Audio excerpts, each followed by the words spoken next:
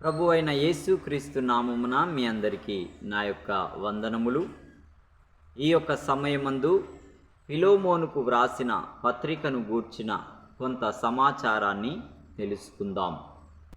నేపథ్యం: కొలస్సై నగరంలో ఫిలోమోను జీవించాడు. కొలస్సీ సంఘం ఇతని ఇంటిలోనే ఆరాధనకు కూడుకునేది.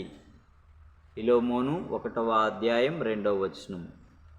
కొలస్సీ పత్రికకు వ్రాసిన వ్యాఖ్యానంలో నేపథ్యం భాగం కూడా చూడండి. అతనికి ఒనేసిము అనే బానిస ఉన్నాడు. ఈ ఒనేసిము ఫిలోమోను వస్తువుల్ని దొంగిలించి స్వేచ్ఛా జీవితం వెతుక్కుంటూ రోమా నగరానికి పారిపోయాడు. ఆ సమయంలోనే పౌలు మొదటిసారిగా రోమాలో అడుగుపెట్టాడు. తన వ్యాజ్యం విషయంలో చక్రవర్తి నిర్ణయం కోసం ఎదురుచూస్తూ ఖైదీగా ఉన్నాడు. అపోస్తల కార్యములు 28వ అధ్యాయం 16వ వచనం, అలాగే 30వ వచనం. రోమాలో ఒనేసిము పౌలును కలుసుకున్నాడు. అప్పుడు ఒనేసిము మారు మనసు పొందాడు. ఫిలోమోను 10వ వచనం. ఇప్పుడు క్రైస్తవుడయ్యాడు కాబట్టి తాను గతంలో చేసిన తప్పిదాలను సరిదిద్దుకొని తిరిగి తన యజమాని వద్దకు వెళ్ళాల్సి ఉందని ఒనేసిముకు తెలుసు. కానీ ఆ విషయంలో సహజంగానే అతనికి భయం వేసింది. కానీ పౌలుకు ఫిలోమోను గూర్చి తెలుసు. ఎందుకంటే పౌలు మూలంగానే ఫిలోమోను రక్షణ పొందాడు. ఫిలోమోను 19వ వచనం. అందుకే పౌలు ఫిలోమోనుకు ఈ లేఖ వ్రాశాడు. పారిపోయిన బానిసను క్షమించమని, అతనిని క్రీస్తులో ఒక సహోదరుడిగా స్వీకరించమని ఈ లేఖ సారాంశం. ఫిలోమోను ఒనేసిమును వ్యక్తిగతంగా ఆహ్వానించాలి. అంత మాత్రమే కాదు, సంఘం కూడా తమలో ఒక నూతన సభ్యుడిగా ఒనేసిమును అంగీకరించాలి. ఫిలోమోను 17వ వచనం, కొలస్సీ 4వ అధ్యాయం 9వ వచనం. కొలస్సీ పత్రిక, ఫిలోమోను పత్రిక రెండు ఒకేసారి పంపినట్లుగా తెలుస్తున్నది. కొలస్సీలు రాసిన పత్రిక 4వ అధ్యాయం 10వ వచనం, 12వ వచనం, 14వ వచనమును ఫిలోమోను 23 నుండి 24 వచనములతో పోల్చి చూడండి. వీటితో పాటే ఎఫెసీ సంఘానికి వ్రాసిన పత్రికను కూడా పంపించాడు. ఎఫెసీలు రాసిన పత్రిక 6వ అధ్యాయం 21 నుండి 22 వచనములు, కొలస్సీలు రాసిన పత్రిక 4వ అధ్యాయం 7 నుండి 9 వచనములతో పోల్చి చూడండి.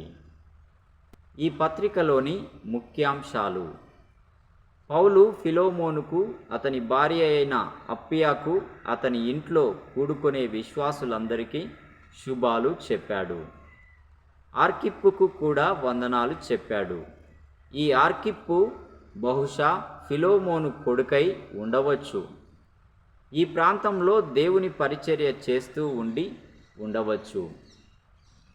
ఫిలోమోను 1 నుండి 3 వచనములను కొలస్సీ 4వ అధ్యాయం 17వ వచనంతో పోల్చి చూడండి. పౌలు తాను వినిన దాని గురించి సంతోషం వ్యక్తం చేశాడు. ఎపఫ్రా, ఒనేసిములు పౌలుకు అక్కడి పరిస్థితులు వివరించి ఉంటారు. కొలస్సీలు రాసిన పత్రిక 1వ అధ్యాయం 7, 8 వచనములు, 4వ అధ్యాయం 9వ వచనం, 12వ వచనం చూడండి. ఫిలోమోనుకు దేవుని పట్ల ఉన్న స్థిరమైన విశ్వాసం, దేవుని ప్రజల పట్ల అతని ప్రేమలను గూర్చి పౌలు సంతోషపడ్డాడు. అతని విశ్వాసము, ప్రేమ కొలస్సీ విశ్వాసులకు బలాన్ని, ప్రోత్సాహాన్ని ఇచ్చాయి. సంఘాన్ని మరింత బలోపేతం చేయడానికై ఫిలోమోను ఈ ఆశీర్వాదాలను సదా ఇతరులకు పంచుతూనే ఉండాలని పౌలు ప్రార్థిస్తున్నాడు. ఫిలోమోను 4 నుండి 7 వచనములు. ఫిలోమోను ఇతరులను సంరక్షించే స్వభావం గలవాడని పౌలుకు తెలుసు. అందుకే ఫిలోమోను విషయంలో తనకున్న అపోస్తలుల అధికారాన్ని ఉపయోగించాల్సిన అవసరం పౌలుకు ఏమాత్రం కలుగలేదు. ఒనేసిమును పూర్తిగా నమ్మవచ్చని పౌలుకు తెలుసు. ఫిలోమోను 8 నుండి 9 వచనములు. ఒకప్పుడైతే ఒనేసిము ఒక పనికిమాలిన దాసుడుగా ఉన్నాడు. ఇప్పుడు అతని జీవితమంతా మారిపోయింది. పౌలు చెరసాలలో ఉన్నప్పుడు ఒనేసిము ఎంతో ప్రేమతో పరిచర్య చేశాడు. పౌలుకు ఒక కుమారుడిగా మారాడు. ఫిలోమోను 10వ వచనం నుండి 11వ వచనం వరకు. ఒనేసిమును పౌలు తన వద్దే ఉంచుకోవడానికి ఇష్టపడినా అతని అసలైన యజమాని అయిన ఫిలోమోను వద్దకు పంపించి వేయడమే మంచిదని తలంచాడు. ఒనేసిము రోమాలోనే ఉండిపోయి పౌలుకు సపర్యలు చేస్తూ ఉండిపోవడం ఫిలోమోనుకు ఆనందం కలిగిస్తుందనడంలో సందేహం లేదు. కానీ ఆ విషయాన్ని నిర్ణయించాల్సింది ఫిలోమోనే కానీ పౌలు కాదు.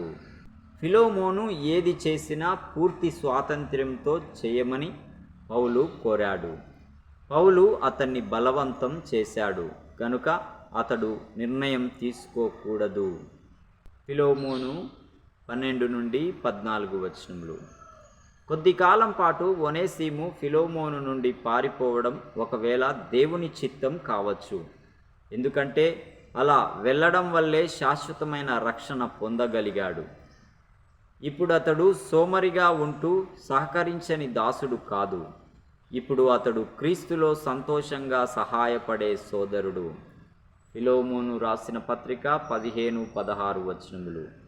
ఒనేసిము తప్పించుకొని వెళ్ళేటప్పుడు ఏదన్నా దొంగతనం చేసినా దేనినైనా నష్టపరిచినా వాటి వ్యాయం ఒనేసిము పక్షంగా తానే చెల్లించడానికి పౌలు ఇష్టపడ్డాడు. అయినా ఫిలోమోను తానే పౌలుకు రుణపడి ఉన్నాడన్న సంగతి మర్చిపోకూడదు. నిత్య రక్షణ విషయంలో ఫిలోమోను పౌలుకు రుణపడి ఉన్నాడు.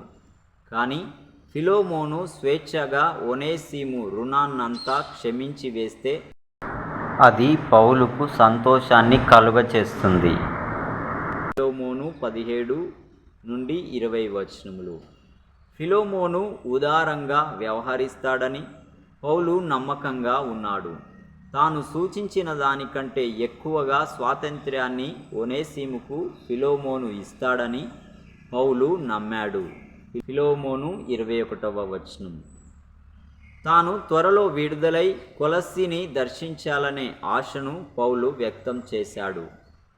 ఈలోగా పౌలుతో ఉన్నవారు ఫిలోమోనుకు వ్యక్తిగతంగా అభినందనలు పంపుతున్నారు.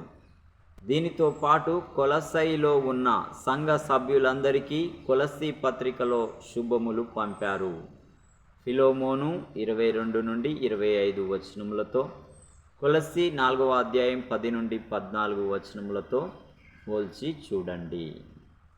ఈ విషయాలను గూర్చి ఇతరులకు కూడా తెలియచేయవలసినదిగా ప్రభు పేరిట నా యొక్క మనవి.